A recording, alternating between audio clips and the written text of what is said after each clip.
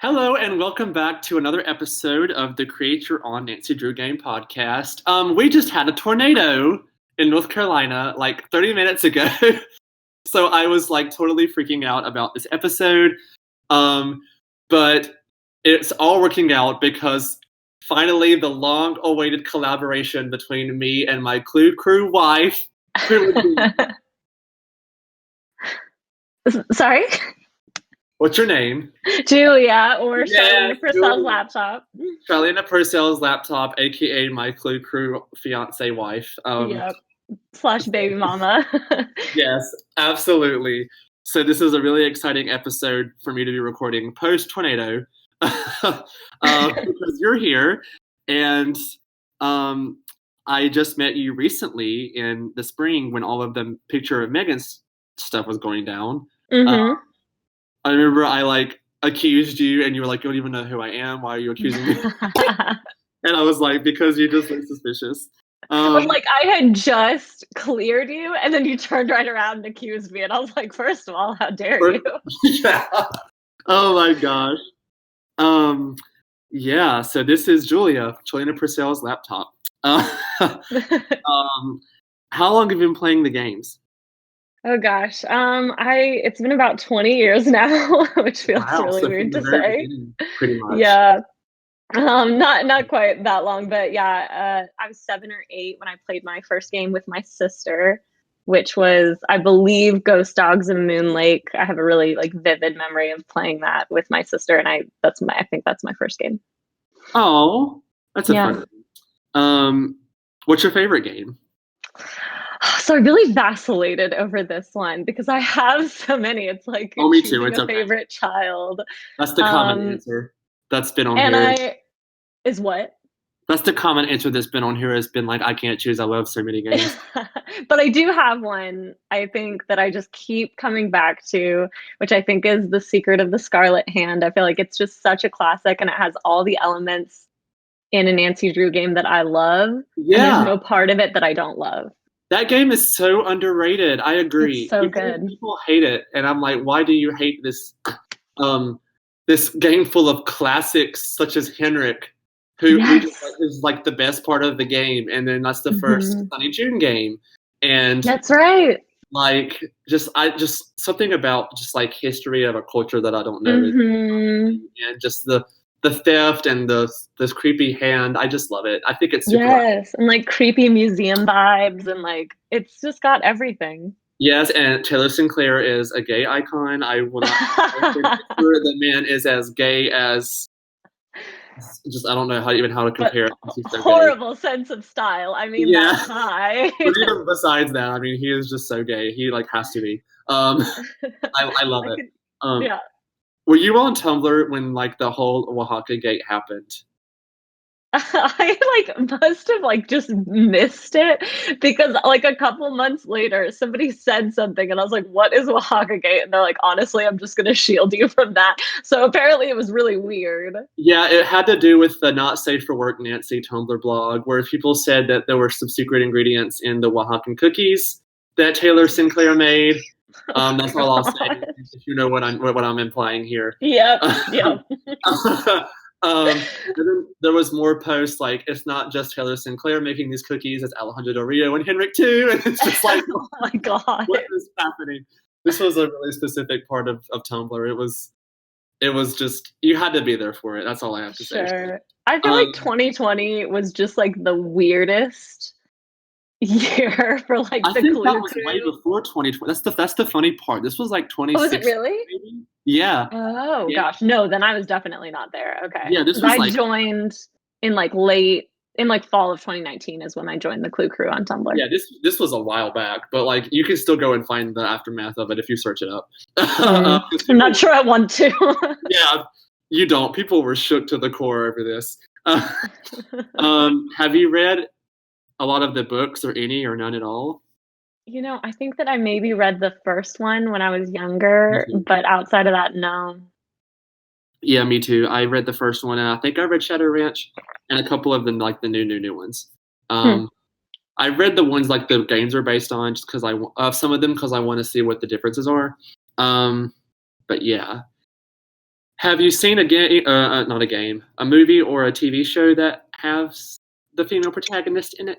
I saw the one with Emma Roberts years ago. Yes, I did too. I've talked about this before, but it's a vivid memory I have of watching this movie. Yeah, it's a classic for sure. But that's the only one. I haven't seen the CW show. I haven't even seen any of the classics. Technically I did very recently. Somebody posted like an entire movie of one, like really, really old. It was in black and white. And I was like, this is a treasure. And I watched the whole thing on YouTube and it was great. Yeah, it's hard to imagine that like she goes back all the way to the 30s. You know, like, it's just always been something I felt like I've had all my life, but like just the whole concept goes back to like the 30s, and it's like that's like almost 100 years ago, you know? Right. Yeah. It's crazy. Totally. So my last kind of icebreaker question is, what are your outside Nancy Drew stands? What else do you like to do besides? I don't know what else. I don't know. That's a great question. Like this, you're asking like, what else am I a fan of?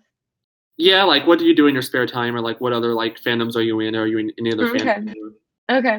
I mean, I went through this period where I was like very, very intensely into Harry Potter. Oh, me too. I think everybody did it. Everybody has. Yeah. And I went to like cons, and I went to like they had like Harry Potter like bands, and I went to like band shows for Harry Potter bands. I was very, very into it. Where like my sister and I, we once drove from Colorado like all the way through to like the end of Kansas, and that's like a pretty long drive. It's like a 10-hour drive just to go see like all of these like amateur Harry Potter bands. So yeah, I was real into it. That's kind of lessened as I've just gotten older, and I think also as like J.K. Rowling has like died in a lot of our eyes. She has been canceled by cancel culture. Yeah. For sure. So, but Hogwarts house. Mine's a Hufflepuff. I'm a hardcore Hufflepuff all the way. Okay, see, so you talked about this in like the one episode that I listened to, and you judged my house, and I don't appreciate it. What did I say? You were like, "Oh, Gryffindor's so overrated." Oh, well, it kind of is, but also I love. I mean, fair. Like it's the like house of like. All the main characters pretty much, and like everybody wants to be a Gryffindor, and it's just like, give the other houses some love. But and I have a lot of love for all of the other houses. Yeah. I think that actually like Gryffindor's not my favorite house. It's just the one that I feel like I belong to. Hufflepuff is actually my favorite house. They are treasures, and the world needs to be full with way more of them. Yes, snaps. Snaps all the way. Yeah, I didn't mean to throw shade at your house. I was just insinuating, like, it's just, I feel like people think that being anything but a Gryffindor is like bad. Oh, that's stupid. Yeah, that's it's totally okay to do something else than that.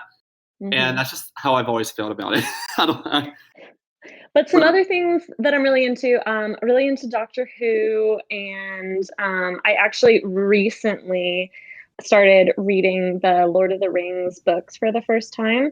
And I am just having like the time of my life. I love them so much. Like every time I'm reading them, it's just like a total delight to me. And I've always loved the movies. Also, you have but just movies. Oh yeah, I grew up on the movies. Yeah. But like something about reading the books has just like totally re-sparked the fandom in my mind. And so I'm like very, very into that right now. So I've read the books. It's been a long time though, and I found that I liked them better than the movies. I mean, that's normally the consensus for like everything that that like has become a book at one point, but like or a movie at one point. But I found that I like those books better. I don't know why. I think it's because just I don't really know how to explain it. I just have like the. No, I can understand that. Yeah. But I like the Hobbit movies better than the Hobbit books. But I like the Lord of the Rings books better than the Lord of the Rings movies. It's weird. Interesting. Oh, interesting. I would disagree with that. Oh wow. But I think it's because I was thinking about this recently of like a lot of times when we read a book after we've seen the movie, we have a lot more grace for the movie because it's already kind of like made a place in our mind. But if we read the book and then we watch the movie, I feel like we're like dissecting and judging every little thing about the movie. And it's like, oh no, like that isn't right. And so like, that's not allowed. So that's kind of like, I read The Hobbit when I was a kid. And so then the movie came out and I was like, what? There's all this stuff that's not in there. Like, what even is all of this? But then with the movie, I just have so much love and nostalgia for the movie that I'm like, oh, it doesn't matter that that's different. And it's total double standard. Right. Absolutely. Okay, I guess now we'll dive in to this game that you've created. Okay. And we'll start with the central mystery and plot. So explain what the main mystery that is trying to be solved is, and then like how does she stumble across it? Just give us the tea of this mystery. Yes. Okay, so this is not a sequel to Tomb of the Lost Queen, but it has some of the same characters. Oh, so I need to flag this as a Tomb of the Lost Queen spoiler, pretty much. I mean, I'm not gonna like say who did anything, gotcha. But just to say, like, the guy who is the head of the archaeological dig, John Boyle, has contacted Nancy Drew and has asked her to come to Israel because he has a colleague that there's some shady things going on at her dig and she needs some help, but she needs someone who can like fly under the radar and not like raise a bunch of flags because it's a very sensitive subject. And that's all that Nancy knows. And so she like goes to Israel and then she's like arrives at this archaeological dig, and that's like the setup. So then what has happened is that in Jerusalem is basically considered a holy city for three major world religions: Judaism, Islam, and Christianity. And so it's a very like politically and religiously like charged, then like there's a lot of tension in this city. So I thought it would be really cool if this archaeological dig uncovered an artifact that is religiously significant, historically significant to all three religions. And so like all the three Holy religions, Grail, like the Holy Grail of these three religions. Yes. So what this is that like where these three converge is, I don't know if you like know very much about like, I don't know anything like either of these, any of these religions, but basically kind of where these three religions split off is that there's this character named Abraham, and he went to the top of this mountain to sacrifice his son. And then basically like Islam and Judaism disagree on who the son was. And then, you know, obviously like Christianity is, you know, believes that, you know, Jesus is the Messiah. And so the thing that has been uncovered is the knife that they believe that Abraham used to like, that was almost going to be used to sacrifice his son. So it's like significant to all three religions. Oh, wow. Yeah. So what is going on is that the government is like keeping it under super close surveillance because they need to decide like how and in what way it's going to be displayed. But the main archaeologist over this dig, she has basically said that like procedures are being skipped and all this shady stuff is going on and there's just a lot of tension, and she feels like there's something wrong, but she won't really say like what she believes is wrong. And so she's like very like closed off. But anyway, so that's like the main setup of the mystery, is that there is this knife and you kind of have this person who's like not really telling you, but it seems like something is really shady, and like there's some things going on that like things are getting missed or procedures aren't being followed. Wow. So was this more or less inspired by Tomb of the Lost Queen itself, or did something maybe happen recently that made you want to make a game about this, or what did your basis for this game come from? I think just from like thinking about what is my favorite aspect of a game, and it really is when I feel like Nancy has to immerse herself in a culture and when she has to learn a lot of history. And so that's probably why Secret of the Scarlet Hand is my favorite game, because she just has to get like deep dive into like knowing all this Mayan stuff. So I thought it would be really fun. And also like, it's like my dream to go to Jerusalem one day. So I thought that would be a really cool location. So I actually came up with the location first. And then I was kind of like, oh, okay, what mystery could she solve in Jerusalem? So that's interesting. Yeah. Yeah. Yeah, that's the easiest way to do it. Yeah. Cool. So is there a specific like time of the year that this is happening? Is it like Jerusalem in the summer, or does it matter? Yeah, so I was gonna do summer, so when it's high Gotcha. tourist season. Right. And that matters because of one of the characters that I'll reveal in a second. Ooh, oh, I think I know. Okay, I'm not gonna say You it. I think I probably know do. who you're talking about. For anybody that has played Tomb of the Lost Queen, cool. And so let me think about how I want to word this question. Is it like is this downtown Jerusalem, or is it like is like the part of Jerusalem that this is set in, is it like made up specifically for the game, or is this like downtown Jerusalem, or like a real actual part of Jerusalem, or is it just like a kind of made up part for the game? So I do have like a couple of locations, but it is pretty much going to be like taking place in the heart of Jerusalem. Gotcha. So the archaeological dig is really, really close to this place called the Temple Mount. And this is kind of the one place in Jerusalem that, yeah, all three religions feel like they have like significant claim to in terms of like it's holy to them. So it's called the Temple Mount, and it is where Abraham, it is said that he, almost sacrificed his son. Right. And so the archaeological dig is really close to that, obviously, because that's, why the knife was found there. So it's going to be like kind of the archaeological dig is one location, and then the Temple Mount itself, like the very top of the Temple Mount, which has these walls, and there's even this one wall which is called the Wailing Wall. It's a really famous wall. That's like an area that she can go and explore. And then I'm also going to have three kind of spiritually significant locations for each of the religions. So that you have the Al-Aqsa Mosque, which is like a famous mosque for Islam. And then you have Church of the Holy Sepulchre, which is famous for, it's like a famous Catholic church in Jerusalem. And then you also have the Tower of David Museum, which is really important to Jews. And then you also have the office of this one politician who is, and then also Nancy's hotel room. So there's kind of a lot of locations. Yeah, but that's what I play the games for, is the locations. So I would be on board with this. Like when people say like Ransom of the Seven Ships sucks, I'm like, no, it doesn't. Look at how beautiful the locations are. Like I don't know. Interesting perspective. Okay. I love Ransom of the Seven Ships just because of the locations. But anyway, so yeah, we're definitely at a place that this seems like a very, very spacious game, and one that would take a long time. I don't really know, but it seems like it would take a while, so that's good because I like a good long game too. Yes, same. Not like a 3-hour Message in a Haunted Mansion type game. And they got better with that as they went along. Like their game is, I don't want a game as long as Mid was.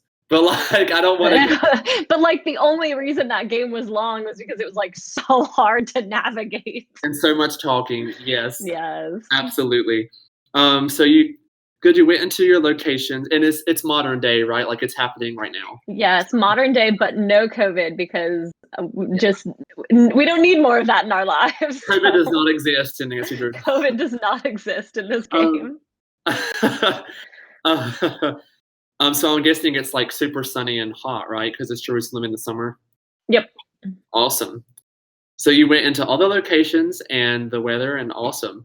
So I guess now we'll merge into your characters. Yes. And if you could like explain which location they're at as you get to them, or like which location you think they might be at, yep. We can kind of tie 2 and 2 together. So you already mentioned John Boyle from Tomb of the Lost Queen. Is he a phone character? Yes. He's a phone character. Oh, gotcha. Mm-hmm.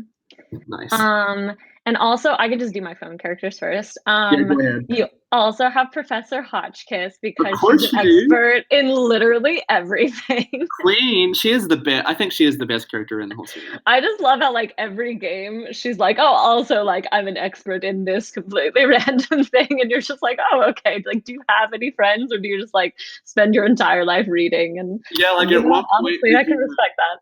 At what point did you have research done on crystal skulls? Like, come on. Right, like what point did that just like come up? Yeah. That's totally out of your skill range. Like you do. Right, and like somehow French history and Egyptology.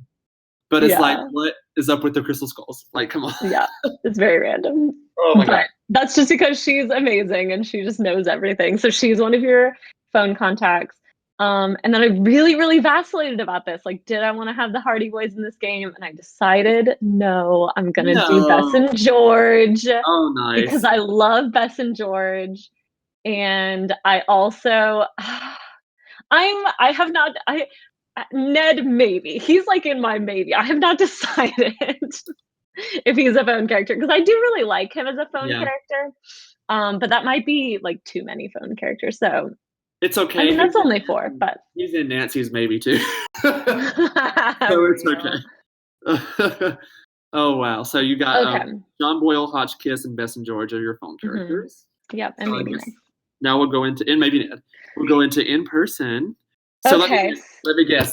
Yes, go ahead and guess. Yes. Dylan Carter. Yes, Dylan Carter. So, Dylan Carter has relocated his tour guide business from Egypt to Jerusalem. And he's doing very well. And he, there's a lot of just, that has been able to translate over into, it's still kind of Middle Eastern area and, still kind of in the desert and all of that. So he is a character. And I just realized when you asked that, I don't actually have a location for him. That is a good question. So I'm not totally sure, but everybody else has a location. So is he the same as he always is, like super, super into Nancy and and just like very cocky and like confident, and all of the tourists love his accent and they think that he's dreamy. So perfect. So then at the archaeological dig, you have the leader of the dig, and her name is Tamar Peretz. And I actually looked up Israeli names for this, so it's all very accurate. Tamar or Tomar, like with an A or O? With an A, Tamar. Tamar, gotcha. Mm-hmm. So she is an archaeologist, and she is a colleague of John Boyle. And they, I don't know if they like went to college together or something, but they know each other. And she is Jewish. Perfect. We just talked about this, I think it was last week on the Circus podcast, about how there needs to be more Jewish characters in the games. And just like general Jewish like lore, Well, so that's here we go. Yeah. So go ahead and listen to that podcast if you're interested in okay, good. What to say about that. Because it was a total discussion last time. Okay. So she's very passionate and takes her job very seriously, and she is not she doesn't tend to be super open. She kind of comes off like she has a lot of trust issues. And so even though she asked John Boyle to for help, Nancy coming in, she's not feeling super like just ready to dive in and tell her everything that she's thinking. I think especially just because she is in such a kind of volatile place, and everything with this dig is so sensitive. And she's struggling with, even just like her personal religion, like struggling with the bias of, like how do I feel about, all these like, religions having, struggling over claim for this thing. So she doesn't reveal this until the very end of the game, but she thinks that a lot of procedures were skipped because the knife is fake. Ooh. But she's basically like, it's like kind of like talking to her is like, just like Nancy feels like she's like wading through mud. Like she just like gets little pieces of information at a time. Like she's not getting very much from Tamar. Yeah. So then you have a second person at the archaeological dig, and his name is Malik Mitzra. And he is a Muslim archaeologist, and he works with Tamar. And he doesn't get along with Tamar. And I kind of wanted there to be like this funny bit where like no tact Nancy is like, oh yeah, it's because like, she's she's Jewish and you're Muslim. Oh my God. I want him to just be like, no, I just think that like she's really abrasive and like she's like rude. really rude. Yeah. Nancy's like, is it because she's Jewish? And exactly. And he's gonna be "No, like, super prejudiced." geez, wow, that's literally not at all. Oh my gosh.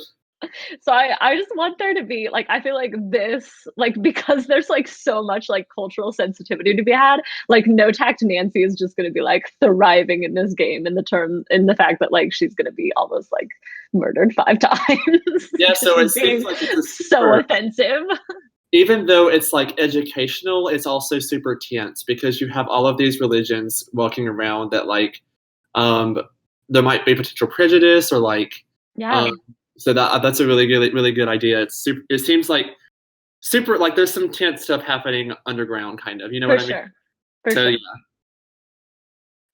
So you have those two, and he, he's a little more willing to kind of open up and talk with Nancy, and he's very outspoken that he thinks that this is, that he thinks that Islam, a religion, does have claim to this knife, but at the same time, like he, it says that like he's a professional and like he would never do anything to like push it in that direction or whatever. And so you're kind of like getting this feel of like, okay, like what are people's motivations? Like, are people being truthful, and are some of the procedures maybe being done so that a certain religion gets claim over another one, kind of a thing. Right. So then, yeah, we already talked about the fact that we have Dylan Carter, and he's a tour guide, and he helps Nancy, and he gives her tours of the different locations.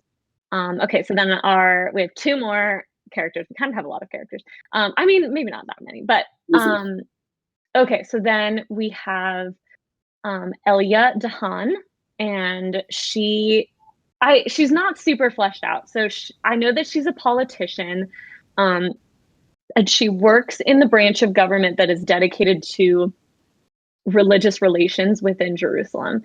And so she kind of like is in charge of like making sure like this like knife stays safe and whatever, and she's kind of helping to like try to diffuse the situation while the government figures out like what they're going to do with it. Right. So Tamar actually puts Nancy in touch with her, and she says, oh, you have to talk to this woman because she's going to be able to help you understand like some of the things that are going on here. And because obviously like since she's religious relations, she works with Malik and Tamar a decent amount. She's very, very charismatic, but Nancy does kind of get a little bit of like a sleazy politician vibe a little bit from her. So the opposite of Tony Scolari from Alibi and Ashes, like even though they're both sleazy politicians, but like this one isn't as mean as Tony Scolari. Yeah, she's just a lot better at like. Yeah. She's very, very like, but you almost feel like she's like kind of manipulating you all the time. Like that's what the vibe you're supposed to get from her. Yeah, instead of like the vibe that Tony gives. Exactly. Yeah, it's more indirect. So at first, when Nancy meets her, she's like, oh my gosh, this is just like the nicest person ever. But then kind of as the game goes on, she's like, oh no, actually, I think that like there's some weird, just manipulation and, whatever kind of stuff going on.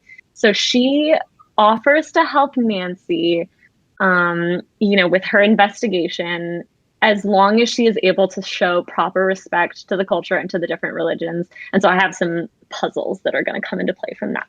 And then the last character is Jacob Weiss, and he is an Israeli. He was raised Jewish, but he converted to Christianity, and he runs the hotel near the archaeological dig, and he runs the hotel where Nancy is staying. And so his hotel is actually the closest one to the dig. So his business has been like thriving with all of this publicity. And so you kind of have to wonder like, oh, okay, is there, something not going on because like maybe his business wasn't doing so well. And then this knife was found, and all of a sudden like his hotel is just full all the time. Yeah. So I guess Jacob's in the hotel. Mm-hmm. And then you got, I think that we should make Dylan like on the outskirts of the archaeological dig, just like he was in Tomb of the Lost Queen, just for game purposes. Let's say that he's there. Where is Elliot located? Is she like in the? She has like an office that Nancy goes to. Kind of like Alejandro did. Mm-hmm. It could be full of like representation of her culture, like how the Mexican consulate was in Scarlet Hand. Like, you know how like just like full of flags and representation and stuff. Cool. That's good. Cool. So those are our characters with really difficult names. But it's because they are accurate names. Right. Accurate but difficult names. Yeah. So since you were talking about oh wait, and let's review real quick. The politician is suspicious because she is just a shady politician, and you can kind of tell she might have some shady like roots. And like you don't know if like maybe she has, just like she's like trying to like how far would she go to like move up in the world of politics? Kind of a question. Right, and Tamar is shady because she thinks the knife is fake. Tamar, like, because that takes you almost to the end of the game to find out. But she's kind of shady because she's so closed off. And because like she says like, oh, something's wrong, but she won't really tell Nancy what's wrong. And so Nancy's like, well, I don't really know what to investigate if you're not telling me like what's going on. And so that's why like Nancy's like, what's your deal? And so she doesn't know if she can trust her because she's not being open at all. Got it. And then Malik is very outspoken about his belief that the knife belongs to Muslims. And so you wonder, like, is he maybe skipping some procedure or like messing with some procedures so that it looks like... What would he do so that way they claim it? Yeah. Yep. Gotcha. And then Jacob Weiss is like, how far would he go to like keep his business booming, basically? Yeah, like did he instigate all this publicity so he could have business in the hotel? Yeah. Gotcha. So the next category I have is puzzles, and you seem like you have things under control because you were talking about puzzles a while ago. So I guess we'll just go ahead and talk about the puzzles. Like, where are they located, and like, are they like other puzzles in the series, or are they totally new to the series? Go ahead and. My puzzle section is very vague. I have like general ideas for them. Yeah. So in like true Nancy fashion, I like love the Nancy trope that she does everyone's chores for them. I think it's so funny. I love it so much. So I want to have like Tamar and Malik just like constantly being like, oh, do this because you're here. And so she's going to be doing like a bunch of like archaeological stuff for them. I don't know what that would involve, but basically just like a ton of chores for them. And then Elia is basically, like I said earlier, like she tells Nancy that she'll help her if Nancy can prove that she has a proper understanding of the culture and of the religions. And so she makes her take all these tests about like Israeli history and about each of the three religions. And so it kind of like forces Nancy to like do all this research. And that's why like she enlists Dylan Carter's help, and it kind of like he has to take you on all these tours so that you learn this stuff. And it's like a little bit like Secret of the Scarlet Hand, where you like go grab a piece of information, and then like go and answer the question. Exactly, that's like basically what it is. I am just living for the fact that there might be a potential one-on-one Dylan tour with Nancy finally, because like you were talking about like like I give these amazing tours.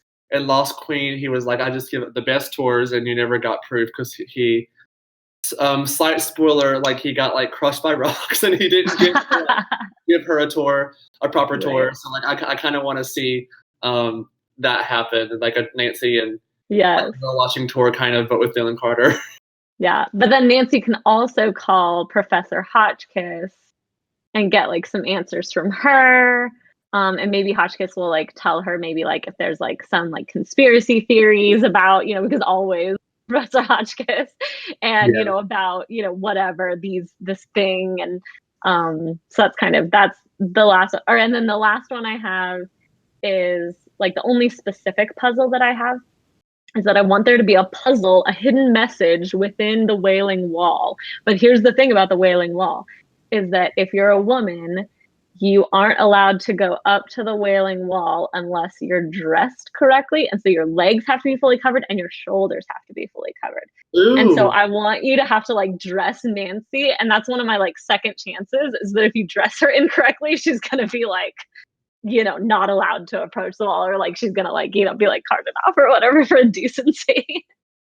Oh my gosh! Like she just struts up to this Wailing Wall wearing In a like a tank horse top shirt or the horse shirt, and they're like, "What kind of culture wears a shirt with a horse on it?"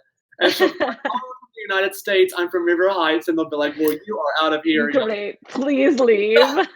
Oh my gosh! The visual in my head of just this happening is so funny.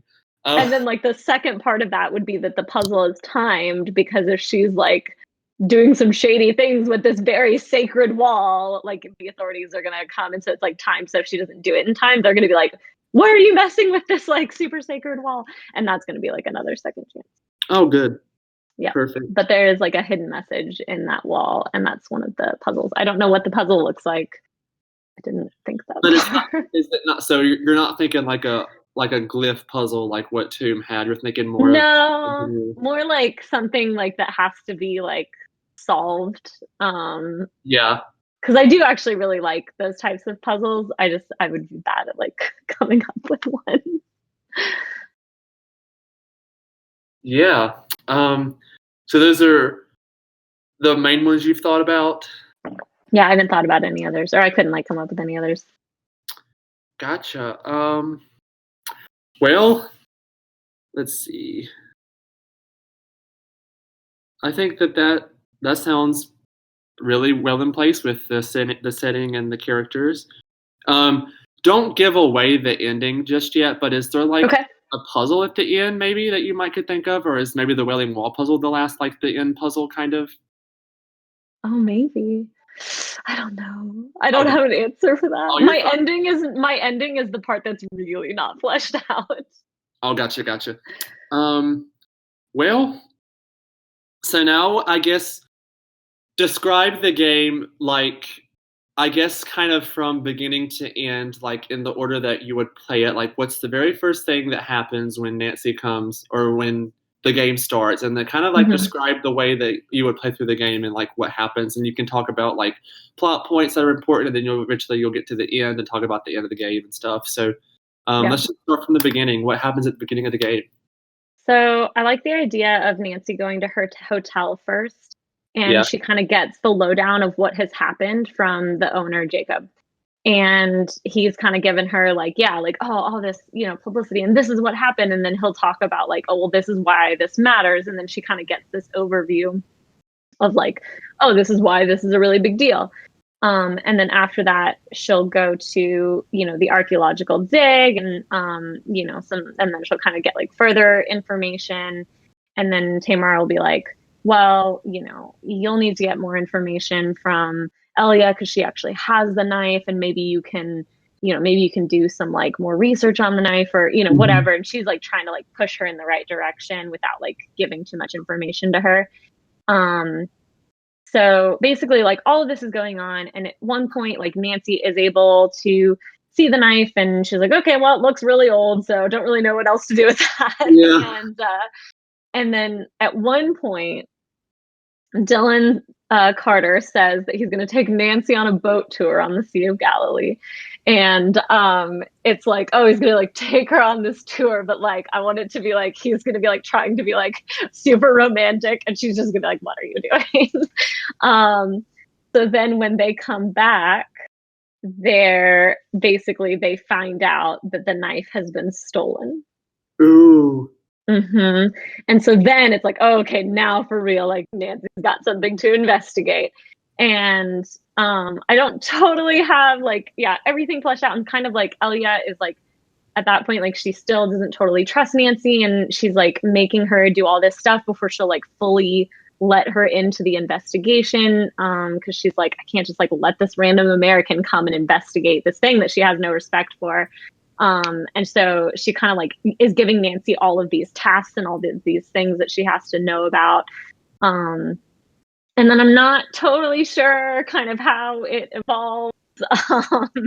This is kind of the part where like the end of the game, I'm not really sure what happened. Oh, okay. Let's hear it. But I do know that like Elia, okay, well, I guess I'm like, this is the ending, if that's okay. Yeah, go ahead. So Elia is the culprit, and um, she planted the knife, and she basically paid Malik to fake like so there's kind of two culprits a little bit.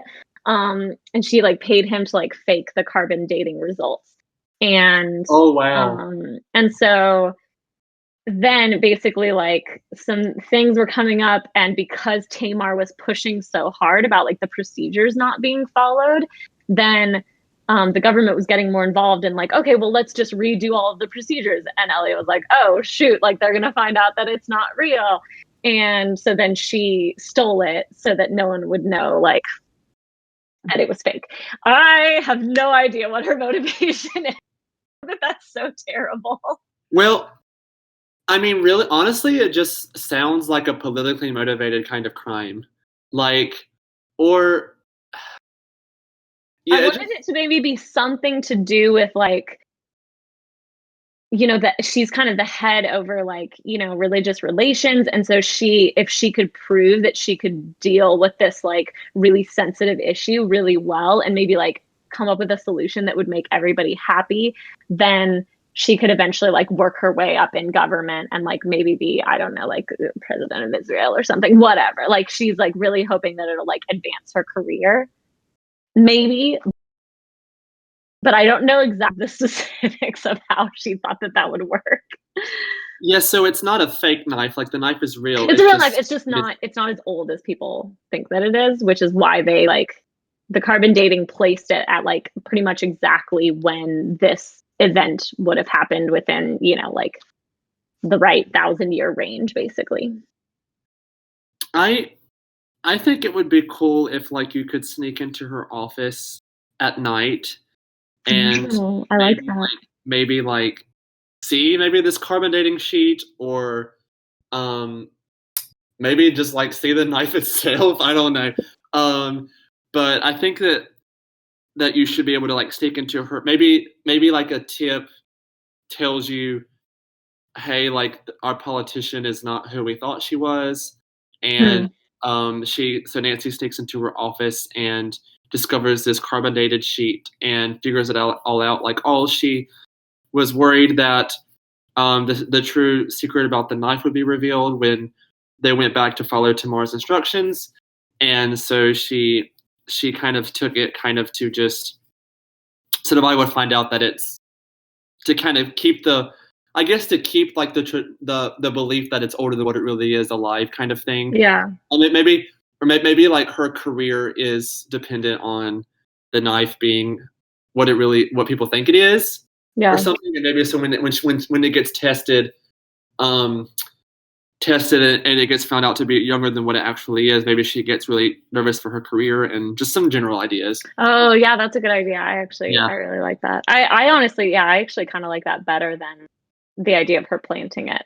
They like found a knife and there was like all of this, like maybe it was even like inscripted with something that really makes them think, you know, that it is what it is. But then, when they like, you know, do the carbon dating results, like it's like, oh no, it's like it's too young. And then she's like, okay, like we got to fake this so that I don't know, because maybe she like was getting really good press. Yeah, she's wanting to like make a good impression, so she announced that the knife is so and so old. Oh, that's a good idea. And so then she's like, oh my gosh, like and then she finds out it's not, so she steals it so nobody else will find out about it. So she that's a good idea. I like that. Or maybe so she can make herself be like the person in charge for finding it, so people put more trust and support in her. You know what I mean? Yeah. Like she could like plant it somewhere and then find it, and then she looks more successful in the public eye. So I like that. I like that she announced to the public that this knife was so and so old, and then it turns out it wasn't. So she steals it and makes herself like responsible for finding it, so that way her public like image looks good for the election. And then she is caught before she can like fake find it again, you know? Like maybe it's found in her office when Nancy sneaks in to find it. And then that's the end. I don't I don't know. But yeah, that's just a general maybe that could happen. Yeah, no, that's good. That's good. Maybe like and the then in-game second chance could be that like you get caught in her office or just something like that, basically like that. yeah, but I do want there to be like at one point, kind of near the end of the game, where Tamar reveals that she thinks that it's not actually the knife that everyone thinks that it is, and maybe that will lead Nancy to be like, oh, okay, like, well, then why, because that could even be like if Elia announced before like some of the tests were done, like Tamar has this huge problem with that of like, oh, why is she making this like publicity announcement before we've even done all these tests that we need to do? How does she know? Yeah. And so then it's like, the knife gets like taken before some of the tests can be done. So like Tamar's really bothered that like, yeah, like, oh, but like we skipped all these things. So like, I think that the knife isn't real. So then maybe like Nancy's going to go like ask her and like confront her. And then she like goes and like, I don't know, like finds the knife or something. Yeah. I don't know. It'd be interesting. Yeah. So like maybe the knife goes missing like while she's halfway there in the mystery, and then that kind of advances the mystery some. Yeah, cool. And kind of the last game related bullet I have is second chances, which I guess we talked about the wall where she shows up in a horse shirt and gets kicked out of Jerusalem. Yeah. And you maybe getting caught in the office of Elia, or maybe she can just get too hot and pass out. I mean, I love snooping Nancy. That's like one of my faves. And so I like the idea of like, yeah, her snooping through Tamar, Malik's stuff when they're not looking, or through Jacob Weiss's stuff when he's not looking, and kind of, like there's like red herrings all over the place. Like I always really appreciate that when you like don't know who did it, because it seems like everyone has a motive. So I really like the idea of there being a ton of second chances of like, being caught snooping through people's stuff, because I just like love it when she does that. Those are classic. And yeah, I mean, other things I'm not sure could be like, yeah, I don't know, maybe just like if she like says like really offensive things to like certain people, they'll be like, I'm not letting you help with this anymore. Like, well, that was so insensitive. She fails Tamar's test one too many times, like her culture test. Yeah, Elia's, yeah. Elliot, she gets told like, hey, you don't know what you're doing, leave. But I don't know. I still love the wall second chance where she comes up in a horse shirt to this like to this religiously sacred wall, and she just like unbothered. Or she shows up wearing the freaking cat suit from Phantom of Menace and like just totally like everybody is like, what's happening here? Yeah. Oh my gosh, that is so funny. And then if you spend too much time poking and prodding the wall, you might get in trouble too. Like you might get arrested or something. Yeah, because they'll think that you're like tearing the wall apart, which she like essentially is. But nice. And we talked about the culprit who was Elia, and then kind of why created why she's doing it because of her political agenda. Yeah. So I guess we're at the end. The title of the game, I really don't know about this one. I don't want to say like Jerusalem Caper, Jerusalem Mystery, or like maybe like I guess I'll just say something like the clue of the sacred dagger. I'm gonna just say the clue of the sacred dagger. So the one that I came up with, because like kind of a big plot point is that she finds this message in this wall, is that it's going to be the Nancy Drew and the message on the holy hill. Message on the holy hill?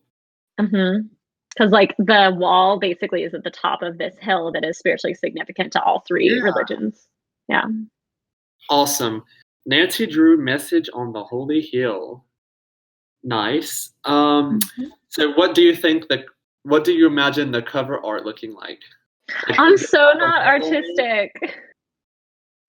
The wall needs to be on there, definitely. The wall. Yeah, maybe the wall. There's like this really, really pretty, like right by the Temple Mount, that it's like this really, really pretty, gosh, what is it called? It's like a mosque, I think.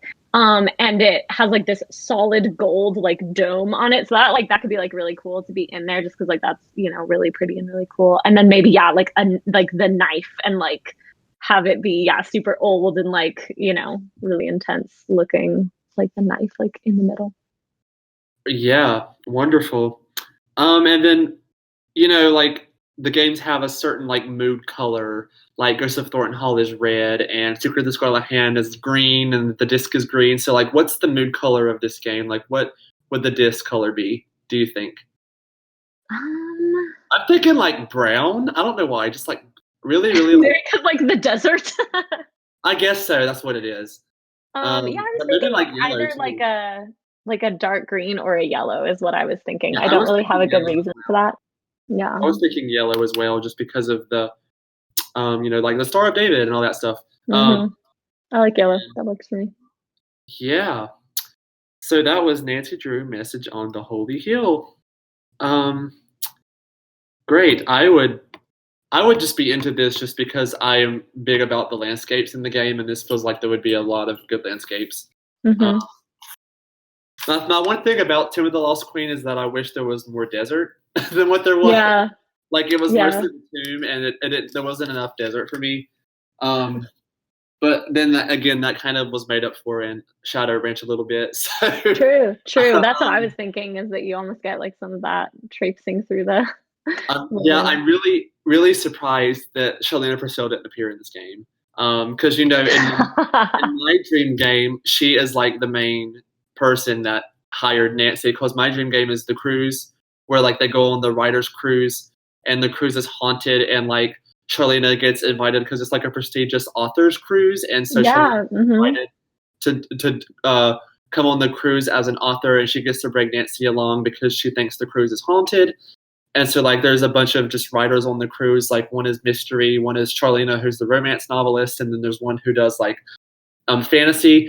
And like there's like a ghost girl on the cruise, and Charlena kind of hired her. So I'm like, I thought it would be at least at one point because of your name, Charlena Purcell, at some point.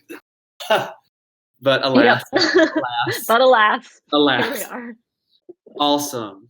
Well, everybody, this was Julia's dream game or kind of creation game, and I love the religious representation involved and the learning about other religions. That's a really important thing that I feel like the games need a bit more of. Not not shoving religion like too far down your throat, but also like educating you about it. Yeah. Because I feel like if like the purpose of the game was to like shove it down your throat, it would be like not well acclaimed. Sure. But just like having this basic like, hey, this is what this religion is about, and there's this artifact maybe that unites them, and some of these characters are of different religions. I think that works better than like shoving it down your throat. So, Yeah. Brilliant, brilliant work. Great. So I wish you all of the luck with your delivery. So exciting. Thanks. Yeah, you've announced it on Tumblr. Yeah, you have. So I'm not. I'm I not. have, yeah, yeah, because I tried to get You're people to prego. help me with the name. Yeah, you're prego, prego. How far along are you? I'm halfway, so I'm 20 weeks. Wow. Yeah, I've got like a bump and everything. Congratulations. It's weird. Yeah, congrats. Thanks. I know she'll be here or they'll be here before you know it. Um, Yeah. awesome. Well, thank you, Julia, aka my Clue Crew wife, for coming and sharing the game on here. And we will be back with a new episode next week. Bye. Thank you so much. Yay.